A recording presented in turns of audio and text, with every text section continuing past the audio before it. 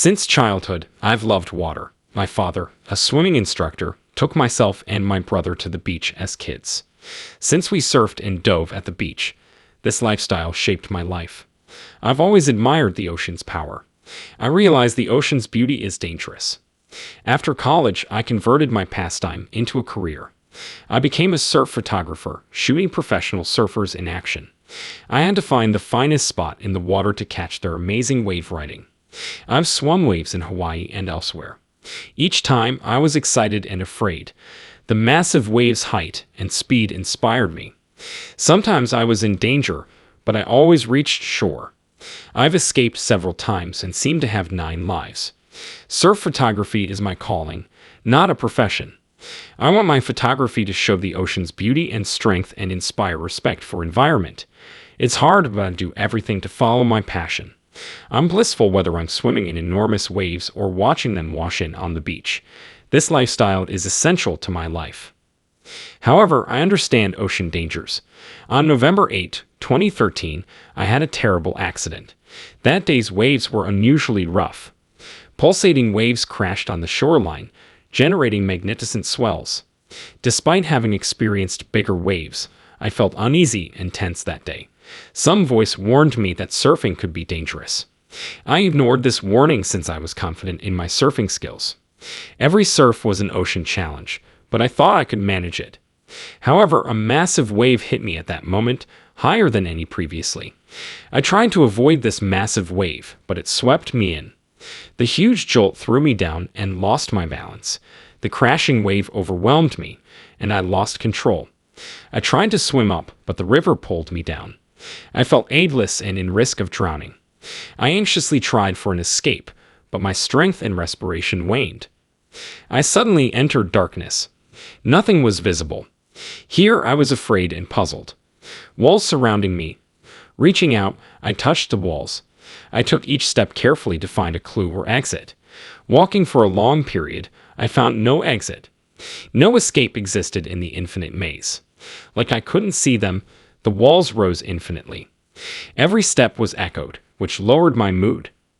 I touched the wall and felt cold in this infinite tunnel. The sense of time and space blurred. I felt hopeless and lonely, unsure how to escape. I saw a small light flickering like hope. I kept staring at that little light as my sole hope. It gave me warmth and comfort in the darkness. I headed for that light to leave quickly. My body radiated courage and resolve. As I approached the light, I felt its warmth. Eventually, I left that darkness. I saw a white tunnel after entering the light. The tunnel rose. My ascent began. The clean, white tunnel walls radiated a spiritual feeling. I felt like an invisible force was lifting me and guiding me. Peace and contentment entered my head as I rose. I reached the end of the tunnel and saw a beautiful vista.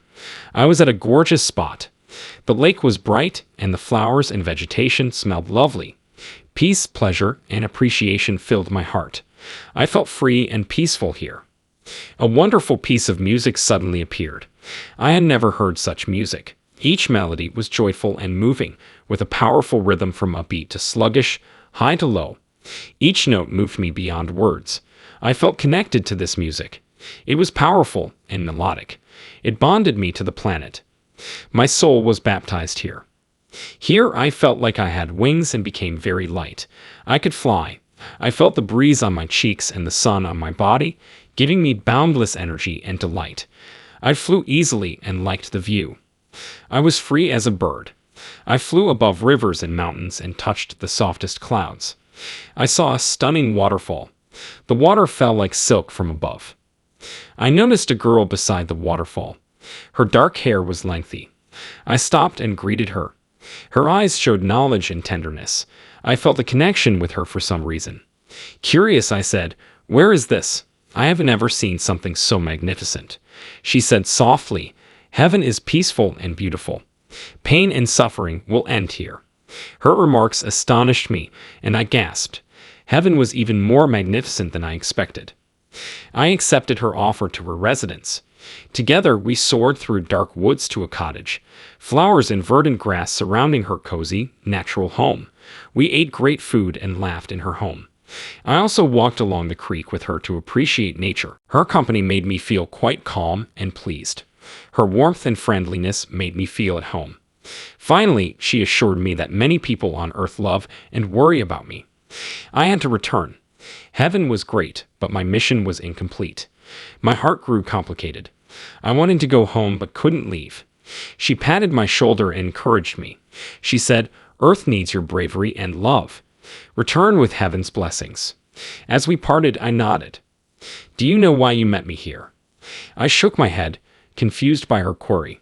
Smiled, she said, "I am your sister." This shocked me.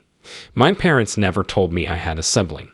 After seeing my bewilderment, she said, "You will get the answer you want when you go back." Right now, my soul trembled. This emotion intensified. The white tunnel encircled me again as the scene blurred. My soul trembled more and more, like an invisible force was leading me. I knew I was going home to Earth and my family. White radiance disappeared as I traveled down tunnel. Seawater pressure made me feel heavy. A dazzling light illuminated the ocean bottom when I was nearly numb.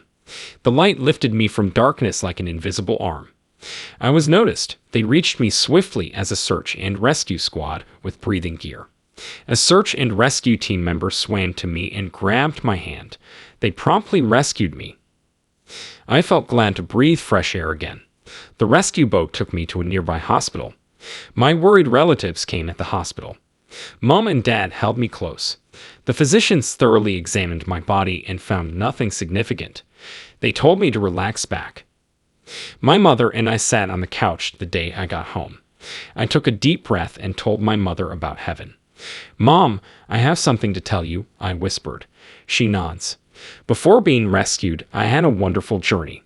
Through a white tunnel, I entered a magnificent spot. I met a woman who stroked my shoulder and encouraged me. She claimed to be my sister." Mom's voice trembled as she cried. I gripped her hand and sensed her grief. "This is my most terrible memory, so I never told you. Our family had a vehicle accident before you were born. That accident killed your sister. She was 7. My mother's voice rang with grief.